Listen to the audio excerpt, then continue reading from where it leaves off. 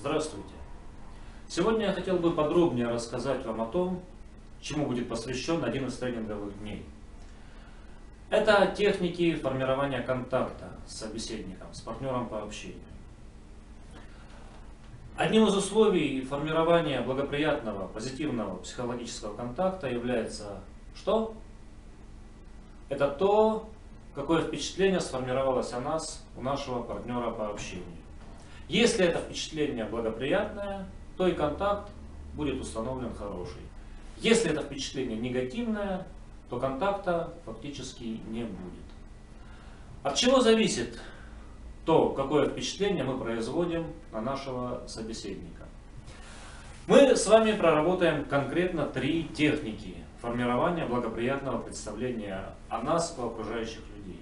Эти техники называются имя собственное, золотые слова, не путать с золотым дождем, и техника, которая называется моменты общности.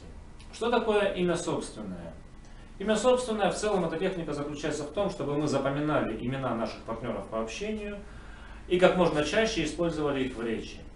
К сожалению, большинство из нас прекрасно знает, что каждому человеку приятно слышать свое имя, но многие из нас этим не пользуются.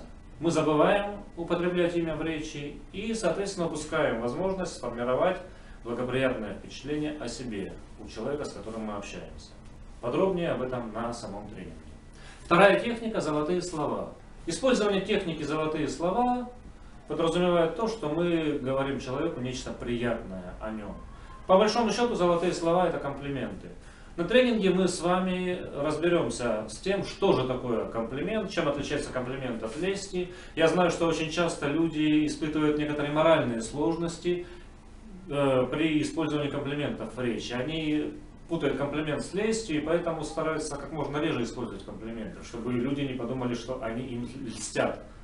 Но это совершенно неверно. Комплимент – это одно, лесть – это другое. Мы поговорим о том, какие виды бывают комплиментов, какова структура комплимента, и поучимся говорить комплименты, поучимся делать правильные комплименты. Мы это очень хорошо отработаем.